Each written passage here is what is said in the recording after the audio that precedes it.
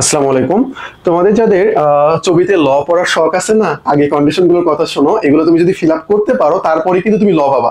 এমনকি এসএসসি পর্যন্ত এখানে কন্ডিশন দেওয়া আছে। তো চলো আমরা আজকে এটা দেখবো, ছবিতে ল পাওয়ার জন্য আমার কোন কোন কন্ডিশনগুলো ফিল আপ করতে হবে। কন্ডিশন ফিল আপ করলে শুধু হবে না, কিন্তু পরীক্ষায় ভালো মার্ক অর্জন করতে হবে, ভালো পজিশনে থাকতে হবে, 1 থেকে 150 মধ্যে থাকতে হবে। বুঝতে পারছো? ওকে, তো আমরা একটু দেখি গতবার কিছু আপডেট নিয়ে আসা হয়েছিল আমাদের প্রসপেক্টাসে। এই প্রসপেক্টাসে যে আপডেটগুলো নিয়ে আসা হয়েছে এটা আমরা দেখবো। যেখানে বলা হচ্ছে যে তাদের কন্ডিশন অনুযায়ী ইমপ্রুভমেন্ট সেকেন্ড টাইমার দুইটাই অ্যালাউ।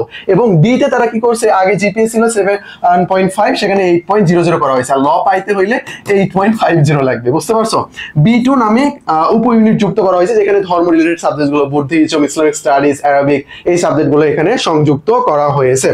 তারপরে এসএসসির যারা 22, 23 এবং এইচএসসির 24, 25 ব্যতীত কেউ এখানে পরীক্ষা দিতে পারবে না।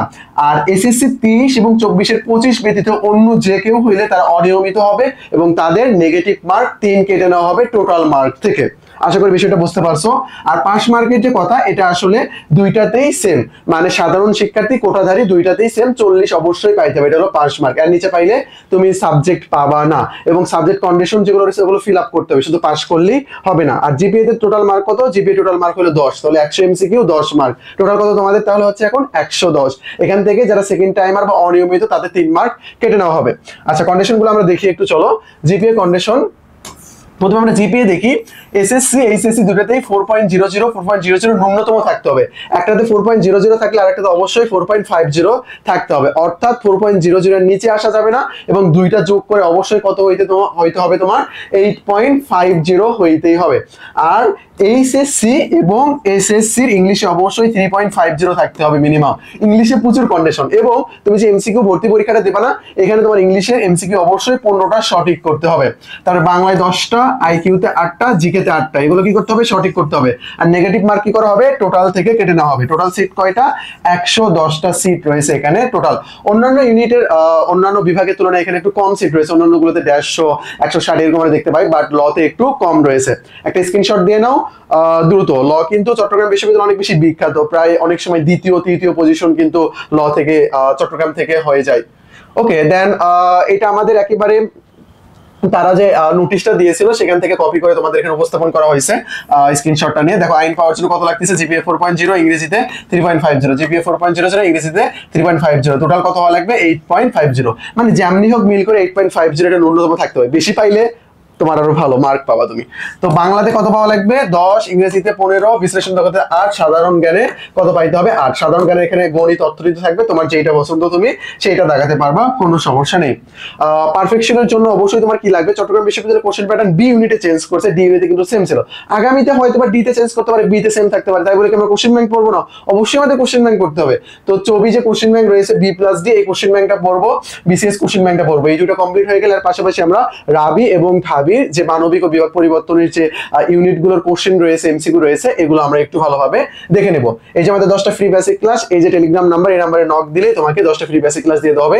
ইংলিশ কিন্তু ছবির অনেক কঠিন হয়ে থাকে, বুঝতে পারছো? তুমি এই ক্লাসগুলো করলে বুঝতে পারো কিভাবে আনসার করতে হয়।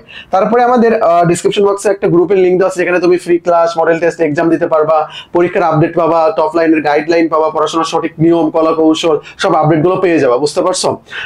দেন আচ্ছা, আপডেট নিয়ে একটা কথা বলি।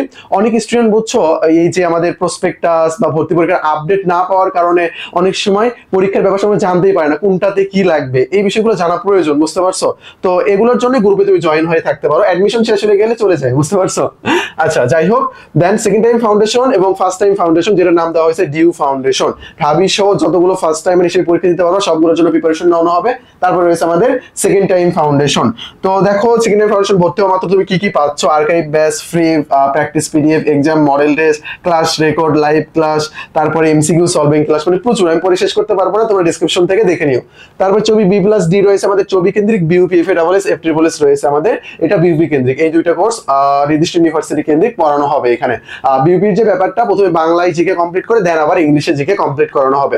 তোমার সিটটা কনফার্ম করার জন্য এই টেলিগ্রাম নাম্বারে নক দিয়ে দ্রুত ভর্তি হয়ে যাও, বা ডিরেক্ট তুমি টাকা পে করেও ভর্তি হতে পারো। GK ultimate suggestion set model test গত বছর ডি ইউনিটে কিন্তু 14 থেকে 15টার মতো কোশ্চেন হুবহু কমন ছিল, 20টার মধ্যে, কিন্তু বেশি না। বুঝতে পারছো? তো বইটা নিয়ে নাও, যে কোনো ইউনিভার্সিটি ভর্তি পরীক্ষায় 70 থেকে 80% প্রশ্ন কমন চলে আসবে। আমাদের স্ট্রং একটা মেন্টর প্যানেল রয়েছে, এই যে আমাদের টেলিগ্রাম নাম্বার, অ্যাডমিশন সংক্রান্ত যে কোনো জিজ্ঞাসা এই টেলিগ্রাম নাম্বারে করে তুমি সুন্দর করে সলভ করে নিতে পারবে। তুমি আমাদের স্টুডেন্ট হও বা বাইরের, কোনো সমস্যা নেই। আশা করি বিষয়টা বুঝতে পারছো। আজকে এই পর্যন্তই। আর ভালোভাবে পড়াশোনা করো, চবিল ল তোমাকে পাইতেই হবে। আসসালামু আলাইকুম।